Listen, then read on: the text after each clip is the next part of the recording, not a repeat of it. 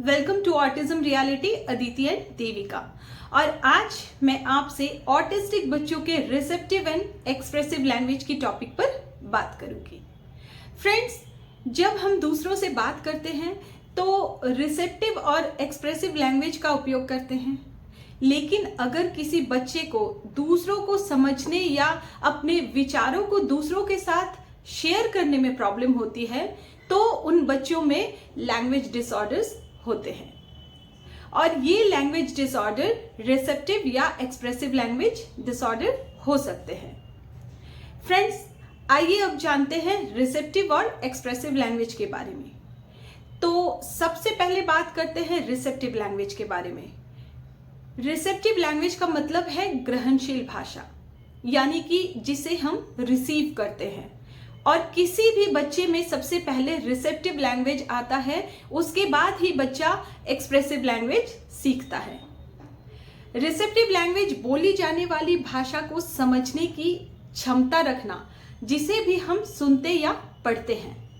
जैसे मान लो कि मैंने किसी बच्चे से बोला कि अपना शूज पहन लो, तो बच्चा अपना शूज पहनता है। तो यहाँ पर बच्चे की सुनने और इंस्ट्रक्शन फॉलो करने की जो क्षमता है बच्चे की रिसेप्टिव लैंग्वेज स्किल्स पर निर्भर करती है। फ्रेंड्स, टिपिकल डेवलपमेंट वाले बच्चे लैंग्वेज को डेवलप करने से पहले ही उसे समझने में सक्षम हो जाते हैं, लेकिन ऑटिज्म एडीएचडी के बच्चों में भाषा को समझने में प्रॉब्लम होती है। और जब रिसेप्टिव लैंग्वेज डिसऑर्डर होता है तो बच्चे को बहुत सारी समस्याओं का सामना करना पड़ता है। यानी कि रिसेप्टिव लैंग्वेज डिसऑर्डर तब होता है जब बच्चे को पढ़े या सुने गए शब्दों को समझने में समस्या होती है। जैसे कि इंस्ट्रक्शंस फॉलो नहीं कर पाता है, जेस्चर्स का मतलब नहीं समझ पाता है, ऑब्जेक्ट्स को पहचान नहीं सकता है, सवालों के जवाब नहीं दे पाता है। अब आते हैं एक्सप्रेसिव लैंग्वेज की ओर। तो एक्सप्रेसिव लैंग्वेज में बच्चा जो है वो अपने भावों को शब्दों के माध्यम से, जेस्चर्स के माध्यम से, लिखने के माध्यम से अभिव्यक्त करने का एक जरिया है। यानी कि इसमें बोलने वाले को ये पता होता है कि किसी को जवाब देने के लिए क्या शब्द बोलना है या कैसे जेस्चर्स यूज करने हैं। यानी कि बच्चा स्वयं को अभिव्यक्त करने के लिए शब्दों का उपयोग कैसे करता है ये जानता है। Friends, expressive language skills develop करने के लिए एक बच्चे को सबसे पहले रिसेप्टिव लैंग्वेज स्किल्स डेवलप करने की आवश्यकता होती है। सबसे पहले बच्चों में प्री लैंग्वेज स्किल्स डेवलप होती है, यानी कि बच्चा पहले आई कांटेक्ट बनाना सीखता है, इमिटेट करना सीखता है, फेशियल एक्सप्रेशंस बनाना सीखता है, जेस्चर्स यूज करना सीखता है। फ्रेंड्स, जिन बच्चों को अपनी जरूरतों को कम्युनिकेट करने में कठिनाई होती है उनमें एक्सप्रेसिव लैंग्वेज डिसऑर्डर होते हैं। आइए अब जानते हैं बच्चों में रिसेप्टिव और एक्सप्रेसिव लैंग्वेज कैसे सुधारें। पहले हम बात करते हैं रिसेप्टिव लैंग्वेज के बारे में। तो फ्रेंड्स, इसके लिए पहले आई कांटेक्ट पर काम करना होगा। हम जब बच्चे के साथ बात कर रहे हो उनके साथ आई कांटेक्ट बनाकर बच्चे की रिसेप्टिव लैंग्वेज को इम्प्रूव कर सकते हैं। मैंने आई कांटेक्ट पर वीडियो ऑलरेडी अपलोड किया हुआ है, मैं डिस्क्रिप्शन बॉक्स पे लिंक डाल दूंगी, आप जाकर वहां देख सकते हैं।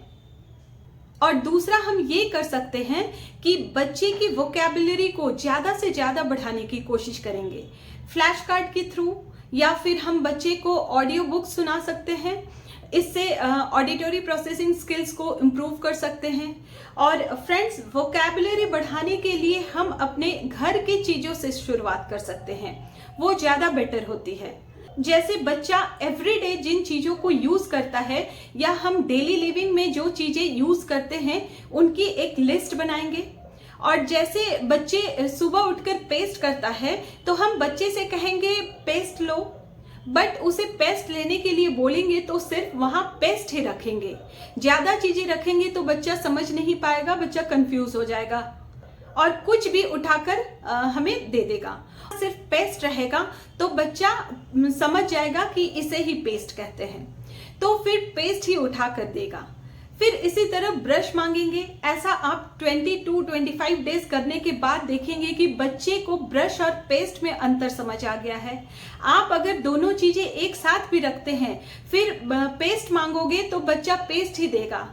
बट फ्रेंड्स, इस एक्टिविटीज को एवरीडे कंटिन्यू करनी पड़ेगी।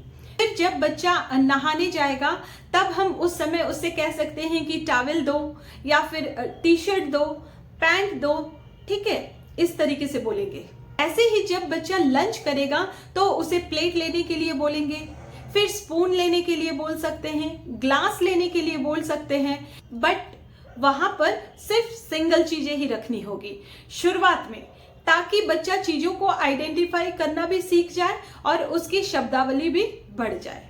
और इस तरीके से फ्रेंड्स, रिसेप्टिव लैंग्वेज की प्रॉब्लम वाले बच्चों के लिए प्रेडिक्टेबल रूटीन उनको अपने आसपास की भाषा को समझने में हेल्प करेगी। इसलिए फ्रेंड्स, बच्चे को एनकरेज करना है दूसरे बच्चे के साथ बातचीत में शामिल होने के लिए, क्योंकि जितना बच्चा भाषा के साथ घिरा रहेगा उतना ही रिसेप्टिव लैंग्वेज डेवलप होने की संभावना होगी।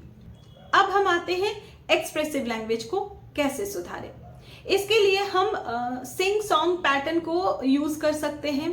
हम बच्चे के साथ सामान्य तरीके से बात करने के बजाय जब उनके साथ थोड़ा गाना गाने के तरीके से बात करेंगे तो बच्चे का ध्यान बहुत ज्यादा अट्रैक्ट कर सकते हैं और इससे बच्चा बेहतर समझता भी है।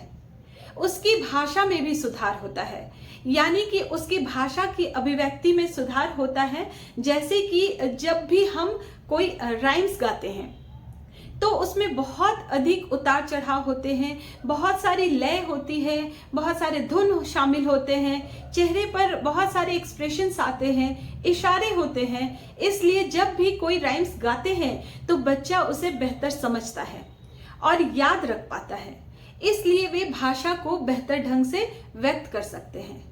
इस तरीके से बच्चे के एक्सप्रेसिव लैंग्वेज में भी सुधार कर सकते हैं।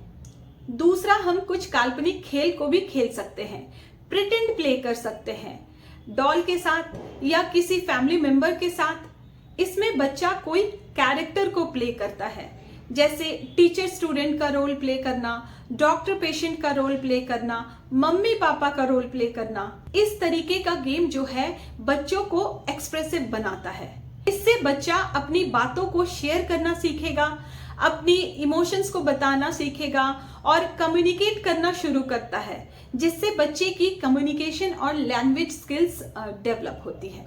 इसके अलावा फ्रेंड्स, आप बच्चे के साथ आप क्या कर रहे हैं, कहाँ जा रहे हैं, क्या खा रहे हैं, क्या पहन रहे हैं, आप अभी क्या करने वाले हैं, इन सब के बारे में दिन भर में अपने बच्चे से बातचीत करें और उनसे भी सवाल पूछें। और दूसरा, आप ये कर सकते हैं फ्रेंड्स कि बच्चा जो कह रहा है उसमें एक या दो शब्द और जोड़कर उस भाषा को बढ़ा सकते हैं, यानी कि उसका विस्तार कर सकते हैं। जैसे अगर बच्चा हाथी को देखकर बोलता है एलिफेंट, तो आप कह सकते हैं yes, a big fat elephant. इसके अलावा छोटे छोटे स्टोरी टेलिंग के कार्ड्स दिखाएं और उससे एक कहानी तैयार करें और उससे रिलेटेड बच्चे से क्वेश्चन पूछे। तो फ्रेंड्स, आज वीडियो को यही एंड करती हूँ।